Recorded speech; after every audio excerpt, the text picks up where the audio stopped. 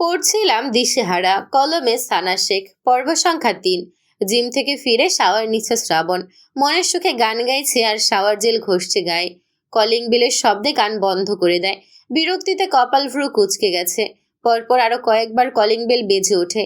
মেজাজ হারিয়ে গালি দিয়ে বলে, কোন শালারে, বালটা লাগাতার টিপতেই চলেছে। আরো কতক্ষণ গালাগালি করে শাওয়ার নেওয়া শেষ করে কোমরে টাওয়াল পেঁচিয়ে বেরিয়ে আসে ওয়াশরুম থেকে।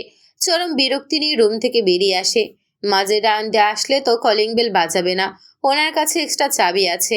নিশ্চয় ওর বন্ধুদের মধ্যে কেউ আছে। দরজা খুলে সামনে দাদাকে দাঁড়িয়ে থাকতে দেখে শুকনো হেসে বলে, ও তুমি, ভেতরে আসো। সাম্মাদ চৌধুরী নাতের আগাগোড়া পরখ করে নিয়ে ভেতরে প্রবেশ করেন। তুমি বসো, আমি ড্রেস পরে আসছি। আচ্ছা যাও। শ্রাবণ রুমে এসে একেবারে তৈরি হয়ে রুম থেকে বেরিয়ে আসে। দাদার পাশে বসতে বসতে বলে, হঠাৎ এখানে? সকাল থেকে কল করে পাচ্ছিলাম না, তাই চলে আসলাম। কিছু বলবে? হ্যাঁ বলো। স্পর্শর তো বিয়ে, তুমি বড় ভাই হয়ে ওরা আগে বিয়ে করবে না? বিয়ের কথা বলবে না দাদা ভাই, অন্য কিছু বলো। বাড়িতে চলো। কেন? নিজে বিয়ে না করলে অন্তত ভাইয়ের বিয়েতে তো থাকবে। কে ভাই? তুমি বাড়িতে চলো, এখানেই ভালো আছি আমি। বিয়েতে তোমাকে উপস্থিত থাকতে হবে, তুমি বাড়ির বড় ছেলে, তুমি থাকবে না তা তো হয় না। প্লিজ দাদা ভাই, এমন কিছু বলবে না আমাকে, শুনলে মাথায় আগুন ধরে যায়। তুমি যাবে না বাড়িতে? না। ঠিক আছে, আসছি আমি। কোথায় যাচ্ছ? মাত্র তো আসলে। আমার কোনো কথার দাম তো তোমার কাছে নেই। আমি অনেক বড় মুখ করে তোমার কাছে এসেছিলাম। আসছি আমি। থাকো তুমি তোমার দুনিয়া নিয়ে। আমি মরে গেলে কেউ আর আসবে না তোমাকে ডাকতে। সামাদ চৌধুরী সোফা ছেড়ে উঠে দরজার দিকে এগিয়ে যেতে শুরু করেন। শ্রাবণ কিছু সময় মাথা নিচু করে বসে থেকে গম্ভীর স্বরে বলে, কবে যেতে হবে বাড়িতে? সামাদ চৌধুরী ঘাড় ঘুরিয়ে নাতির দিকে তাকান। হাসি মুখে বলেন, আজকেই চলো। বিয়ে কবে? সামনের শুক্রবার। শুক্রবারেই যাবো তাহলে? শুক্রবারে না, তুমি আজকেই যাবে আমার সাথে, চলো। শ্রাবণ দাদার মুখের দিকে তাকিয়ে থাকে। সোফা ছেড়ে উঠতে উঠতে বলে, ব্ল্যাকমেল ভালোই করতে জানো, বড় ছেলের মতো। সামাদ চৌধুরী বলেন না কিছু।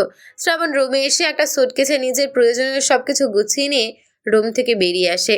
কোনো কথা না বলে চুপচাপ ফ্ল্যাট থেকে বেরিয়ে দরজা লক করে লিফটে প্রবেশ করে। ওর মোটেও ওই বাড়িতে যেতে ইচ্ছে করছে না, শুধুমাত্র দাদার জন্য যেতে রাজি হয়েছে। দাদাকে কষ্ট দিতে চায় না শ্রাবণ। দাদার সাথে বাড়ির ভেতর প্রবেশ করতেই ছোট ভাই স্পর্শ আর চাচাতো ভাই সিয়ামকে দেখতে পায়। দুজন কথা বলছে। শ্রাবণকে দেখে দুই ভাই বসা থেকে উঠে ওর কাছে এগিয়ে এসে বলে, ভাইয়া কেমন আছো? শ্রাবণ কিছু বলে না, ধূপধাপ পা ফেলে নিজের জন্য বরাদ্দকৃত রুমের দিকে এগিয়ে যায়। পেছন থেকে তিনজন তাকিয়ে থাকে ওর যাওয়ার পথে। এই ছেলে কি কোনোদিন পরিবর্তন হবে না? স্পর্শ বুঝতে পারে না ওর বড় ভাই ওর সাথে কেন এমন করে, বাড়ির সকলের সাথেই বা কেন এমন করে। শ্রাবণ তো কিছু বলবে না। বাড়ির সকলকে জিজ্ঞেস করেও প্রশ্নের উত্তর পায়নি স্পর্শ। সিয়াম এবং সোহা ওদের একই প্রশ্ন, শ্রাবণ বাড়ির সকলের সাথে কেন এমন করে। শ্রাবণের বয়স 25 বছর, মাস্টার্সের স্টুডেন্ট। স্পর্শের বয়স 23 বছর, অনার্স ফাইনাল ইয়ারের স্টুডেন্ট। সিয়ামের বয়স 22 বছর, অনার্স থার্ড ইয়ারে পড়ে। সোহার বয়স 19 বছর, অনার্স ফার্স্ট ইয়ারে পড়ে। করিডোরে আসতেই সোহার সামনে পড়ে শ্রাবণ। শ্রাবণকে দেখে ভয়ে গুটিয়ে যায় সোহা। জড়সড় হয়ে দাঁড়ায় একপাশে মাথা নিচু করে। শ্রাবণ ঘাড় কাত করে সোহার দিকে তাকিয়ে নিজের রুমে এগিয়ে যায়। ড্রাইভার এসে শ্রাবণের সুটকেস দিয়ে যায় ওর রুমে। শ্রাবণ রুমের চারপাশে নজর বোলায়। আগের মতোই আছে এখনো। এই বাড়িতে ওর একটুকুও মন টেকে না। সব সময় অস্থির অস্থির লাগে। বুকের ভেতর ভীষণ জ্বালা অনুভব করে। বাড়ির মানুষগুলোকে দেখলে রাগ তরতর করে বেড়ে যায়। শ্রাবণ রুমে ঢোকার পর আর রুম থেকে বের হয়নি। 1:30টার সময় সামাদ চৌধুরী শ্রাবণের ফোনে কল করেন। হ্যাঁ দাদাভাই বলো। নিচে আসো, খাবার খাবো। আমার খাবার ওপরে পাঠিয়ে দাও। নিচে আসবে না? না। আচ্ছা পাঠিয়ে দিচ্ছি। শ্রাবণ ফোন রেখে শোয়া থেকে উঠে বসে। সকাল থেকে ওর ফ্রেন্ডরা শতবার কল করে ফেলেছে বাইরে যাওয়ার জন্য। শ্রাবণ সিদ্ধান্ত নিয়েছে বিয়ে শেষ না হওয়া পর্যন্ত কোথাও যাবে না। 4টার পর রুম থেকে বেরিয়ে আসে শ্রাবণ। নজর আটকায় সোফায় বসে থাকে স্পর্শ আর সোহার উপর। দুজন হেসে হেসে কথা বলছে মনের সুখে। কদিন পরেই দুজনের বিয়ে। এটা লাভ ম্যারেজ নাকি অ্যারেঞ্জ ম্যারেজ? দুজন ভালোবেসে বিয়ে করছে। দুজনের হাসি মোটেও সহ্য হচ্ছে না শ্রাবণের। এত হাসি খুশিতে কেন থাকবে এরা? কই, শ্রাবণ তো এত হাসি খুশিতে থাকতে পারে না। ওর হাসি খুশি ভালো থাকা সবাই কেড়ে নিয়ে নিজেরা দিনরাত হাসে। হাত মুষ্টিবদ্ধ করে দাঁত কিরমির করে তাকিয়ে থাকে সোফার দিকে। তনিমা চৌধুরী সিঁড়ি বেয়ে নামার সময় বড় ছেলেকে এভাবে দাঁড়িয়ে থাকতে দেখে বলেন, শ্রাবণ কিছু হয়েছে? শ্রাবণ কোনো কথা না বলে সোজা বাড়ির বাইরে বেরিয়ে যায়। তনিমা চৌধুরী ওর যাওয়ার পথে তাকিয়ে থেকে রান্নাঘরের দিকে এগিয়ে যান। যাওয়ার সময় সোফায় বসে থাকা দুজনের দিকে একবার তাকান। স্পর্শ সোহার এক হাত মুঠো করে ধরে বলে, আর কতকাল ভাইয়া বলে ডাকবি? সোহা স্বভাবসুলভ কপাল কুঁচকে বলে, ভাইয়া না ডাকলে কি বলে ডাকবো? তোকে কেউ কিছু বলেনি? কে কি বলবে? স্পর্শ বিস্ময় নিয়ে বলে, কেউ কিছুই বলেনি। সোহা স্পর্শের হাত থেকে নিজের হাত ছাড়িয়ে নিয়ে বলে, কি বলবে? স্পর্শ রান্নাঘরের দিকে তাকিয়ে ওর মাকে ডাকতে শুরু করে। তনিমা চৌধুরী মেয়েদের বলে দিচ্ছিলেন রাতে কি রান্না করতে হবে। ছোট ছেলের ডাক শুনে রান্নাঘর থেকে বেরিয়ে এসে সোফার কাছে দাঁড়ান। ছোট ছেলের দিকে তাকিয়ে বলেন, কি হয়েছে, ডাকছে কেন? সোহাকে তোমরা কিছু বলেনি? আমি তো কিছু বলিনি। কেন, অনিমা কিছু বলেনি সোহা? না, আম্মু কি বলবে? স্পর্শ মায়ের মুখের দিকে তাকিয়ে থাকে। সোহাকে এখনো কেউ কিছুই বলেনি? আশ্চর্য। আচ্ছা তুমি যাও, আমি বলছি ওকে। তনিমা চৌধুরী রান্নাঘরে না গিয়ে সিঁড়ির দিকে এগিয়ে যান। ওনার কাজ শেষ। স্পর্শ পুনরায় সোহার হাত মুঠো করে ধরে চোখে চোখ রেখে বলে, আগামী শুক্রবার তোর আর আমার বিয়ে। এমন কথা শুনে চমকে ওঠে সোহা। স্পর্শর হাত থেকে নিজের হাত ছাড়িয়ে নেয় আবার। বিস্ময়ে চোখ দুটো বড় বড় হয়ে গেছে মেয়েটার। বিস্ময় নিয়ে বলে, তুমি কি বলছো এসব?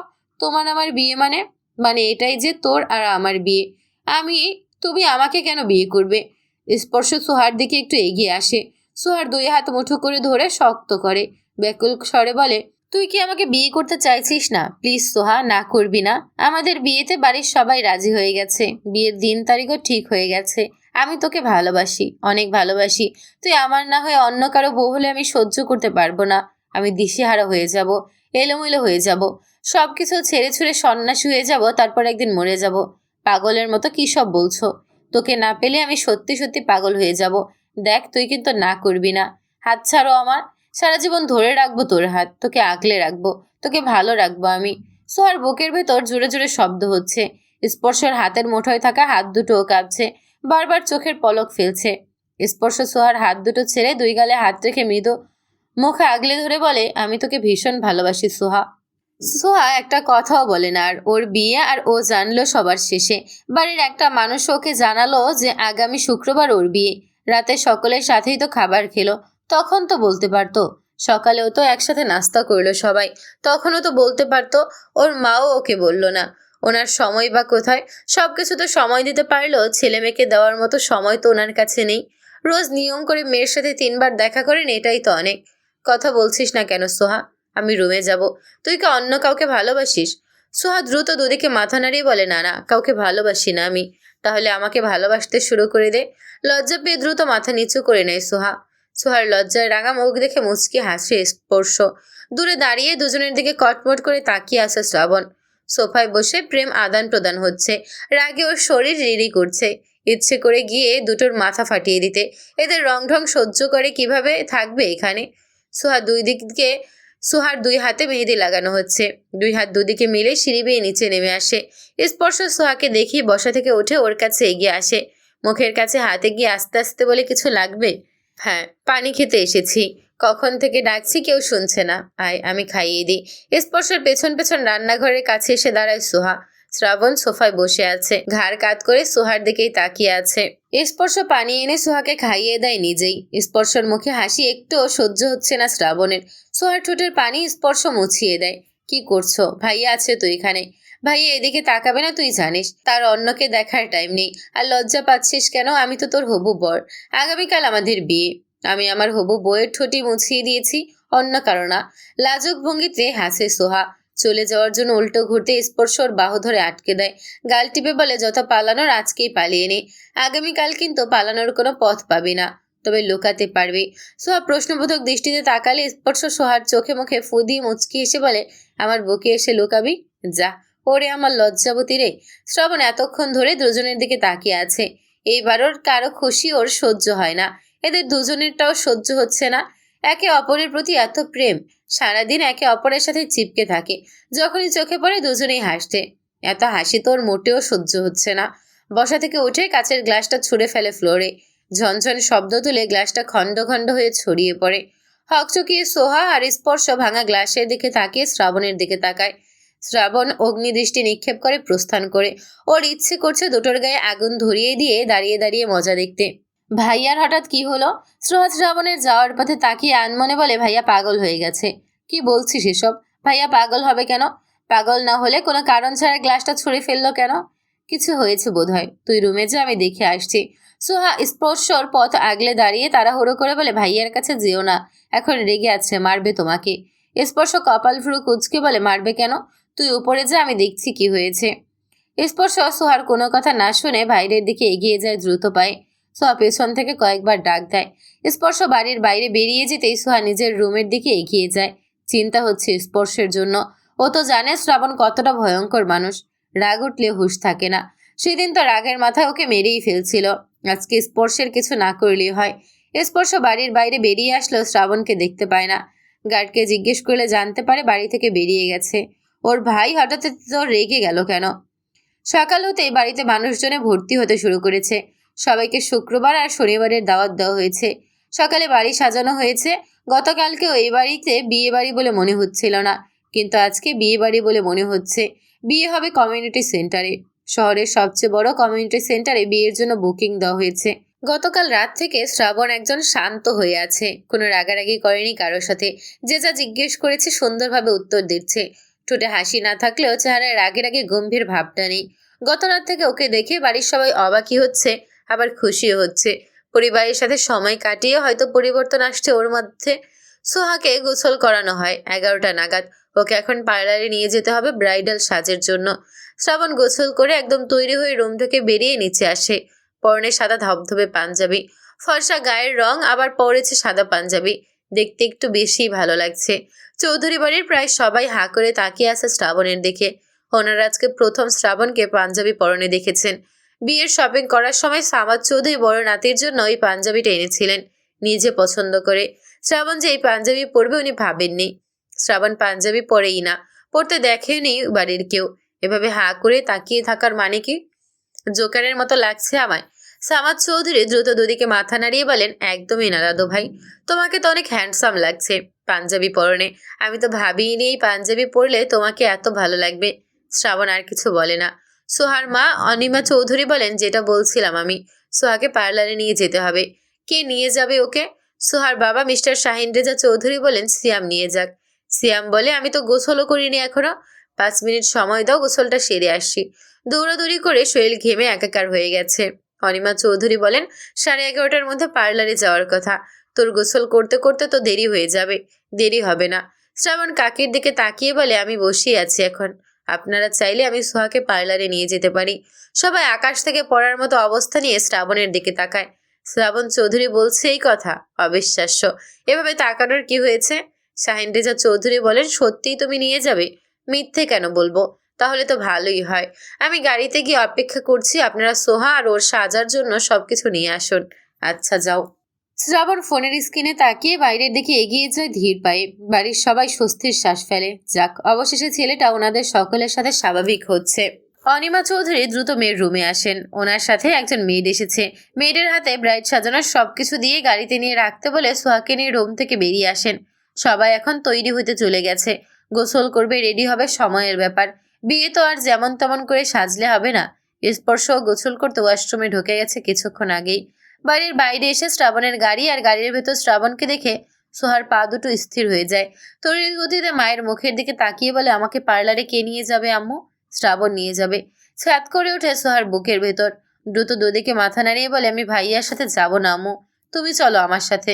সোহা বোঝার চেষ্টা করো, আমি এখনো রেডি হইনি। তোর সাথে গেলে আমি রেডি হব কখন? দেরি হয়ে যাচ্ছে, তুই যা শ্রাবণের সাথে। না, যাব না আমি। সোহা, মায়ের কণ্ঠে স্পষ্ট বিরক্তি প্রকাশ পাচ্ছে। ওর মা কিভাবে পারছে ওকে জলজান্ত একটা বাঘের গুহায় ঠেলে দিতে? দেখছেই তো গুহার ভেতরে বাঘ হুত পেতে বসে আছে শিকারের আশায়। অনিমা চৌধুরী জোর করে সোহাকে শ্রাবণের পাশে ফ্রন্ট সিটে বসিয়ে দেন। পার্লারের নাম আর মেকআপ আর্টিস্টের নাম বলে দেন শ্রাবণকে। পার্লারে গিয়ে অনিমা চৌধুরীর নাম বললেই হয়ে যাবে, এটাও বলে দেন। শ্রাবণ মনোযোগ দিয়ে সব শুনে মাথা নাড়ায়। সোহার দিকে একবার তাকিয়ে গাড়ি স্টার্ট দেয়। সোহা জড়সড় হয়ে বসে রইল। মনের ভুলেও শ্রাবণের দিকে তাকাচ্ছে না। শ্রাবণকে সেদিনের পর থেকে ভীষণ ভয় লাগে ওর।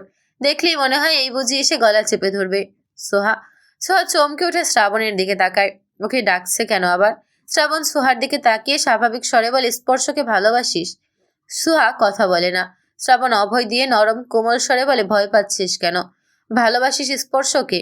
মাথা নাড়ায় সোহা। মুখে বলল, হ্যাঁ। স্পর্শ তোকে ভালোবাসে? হ্যাঁ, অনেক ভালোবাসে। তোকে না পেলে মরে যাবে? তুমি এসব বলছো কেন? জানতে ইচ্ছে করছে সেজন্য। স্পর্শ তোকে পাগলের মতো ভালোবাসে, তাই না? মাথা নাড়ায় সুহা। শ্রাবণ কিছু না বলে সামনের দিকে তাকায়। শয়তানের মতো মুচকি এসে চোখে মুখে রহস্য ছড়িয়ে পড়ে। কিছু একটা প্ল্যান করেছি। একটু পর পর গুনগুনিয়ে গান গাইতে শুরু করে। আরে আতর গোলাপ চন্দন মাইখা সবাই মোরে যাইব রাইখা, চুপিসারে একলা ঘরে কলমি ফুলের সুবাস নেব। গাড়ি এসে দাঁড়ায় একটা পার্লারের সামনে। শ্রাবণ সিট বেল্ট খুলতে খুলতে বলে, নাম গাড়ি থেকে। দুজন একসাথে গাড়ি থেকে নেমে দাঁড়ায়। শ্রাবণকে দেখে কাছে এগিয়ে আসে হাসান। শ্রাবণের পেছনে দরজা খুলে ভেতর থেকে পকেট বের করে 2 হাতে তুলে নেয়। শ্রাবণের সাথে সোহাকে দেখে হাসানের চোখ দুটো বড় বড় হয়ে গেছে। শ্রাবণ এই মেয়ের সাথে কেন? আর ওকেই বা এত তাড়া দিয়ে এখানে আসতে বলেছে কেন? শ্রাবণ, এই মেয়ে তোর সাথে কেন? আর আমাকে এখানে আসতে বলেছিস কেন? গাড়িতে বসে অপেক্ষা কর, একটু পর এসে বলবো। সোহা, ভেতরে চলো। শ্রাবণের সাথে ভেতরের দিকে এগিয়ে যায় সোহা। পার্লারের সাইনবোর্ডের দিকে একবার তাকিয়েও দেখে না।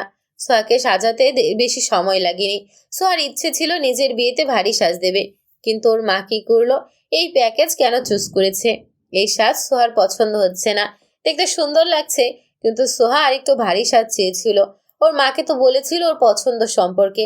শ্রাবণ সোহাকে নিয়ে পার্লার থেকে বেরিয়ে আসে। বাইরে আসার পর পার্লারের নামের দিকে নজর বোলায় সোহা। চোখ দুটো বড় বড় হয়ে গেছে পার্লারের নাম দেখে। ভাইয়া, আম্মু তো অন্য পার্লারের নাম বলেছিল। আগুন চোখে সোহার দিকে তাকায় শ্রাবণ। আগের সেই চিরচেনা রূপে ফিরে এসেছে। ওর এই রূপ দেখে সোহার কলিজার পানি শুকিয়ে গেছে। শ্রাবণ সোহার হাত ধরে টেনে গাড়ির ব্যাক সিটে বসিয়ে নিজে উঠে বসে পাশে। ফ্রন্ট সিটে বসে থাকা হাসানের দিকে তাকিয়ে গম্ভীর স্বরে বলে, ড্রাইভিং সিটে বসে গাড়ি স্টার্ট দে। হাসান নেমে ঘুরে এসে ড্রাইভিং সিটে বসে। কোথায় যাব? কাজী অফিস। হাসান তড়িৎ গতিতে পেছনে তাকায়। সোহা বড় বড় চোখ করে তাকিয়ে আছে। বিস্ময় নিয়ে বলে, বিয়ে তো কমিউনিটি সেন্টারে হবে ভাইয়া, আমরা কাজী অফিসে কেন যাব? হাসান, চল, দেরি হয়ে যাচ্ছে। ভাই, কি করতে চাচ্ছিস তুই? ক্লিয়ার করে বল। বিয়ে করতে চলছি, এখন চল। সোহা কাপা গলায় বলে, আমাকে আগে কমিউনিটি সেন্টারে পৌঁছে দিয়ে আসো, তারপর তুমি বিয়ে করতে যাও। শ্রাবণ ঘাড় কাত করে সোহার মুখের দিকে তাকায়। ওর তাকানো দেখেই সোহা কেঁদে ফেলে। শ্রাবণের এভাবে তাকানোর মানে নিশ্চয়ই অনেক বড় করে প্ল্যান করে বসে আছে। এখন শ্রাবণ নিজের মার্জি মতো চলবে। তোকে যদি পৌঁছে দিয়ে আসি তাহলে বিয়ে করবোটা কাকে? মানে মানে খুব সোজা, আমি তোকেই বিয়ে করছি। সোহার কান্না অটো বন্ধ হয়ে যায়। একটু পরেই আবার শব্দ করে কেঁদে ওঠে। তুমি তুমি এসব কি বলছো ভাইয়া? শুনতে পাসনি? আমি তোমার ছোট ভাইয়ের হবু স্ত্রী। তুমি এরকমটা কিভাবে করতে পারো? আমাকে গাড়ি থেকে নামিয়ে দাও। তোকে কে বলেছে স্পর্শ আমার ছোট ভাই? ওর সাথে আমার রক্তের কোনো সম্পর্ক নেই। ওর মায়ের সাথে আমার বাবার বিয়ে হলেও ওকে আমি সৎ ভাই হিসেবেও মানি না। স্পর্শ আর ওর মা আমার কেউ হয় না। ওরা আমার কাছ থেকে অনেক কিছু কেড়ে নিয়েছে। স্পর্শ আমার কাছ থেকে আমার বাবাকে কেড়ে নিয়েছে, আর আমি ওর ভালোবাসা কেড়ে নিলাম। তুই স্পর্শর ভালোবাসা হয়ে ভুল করলি রে সোহা।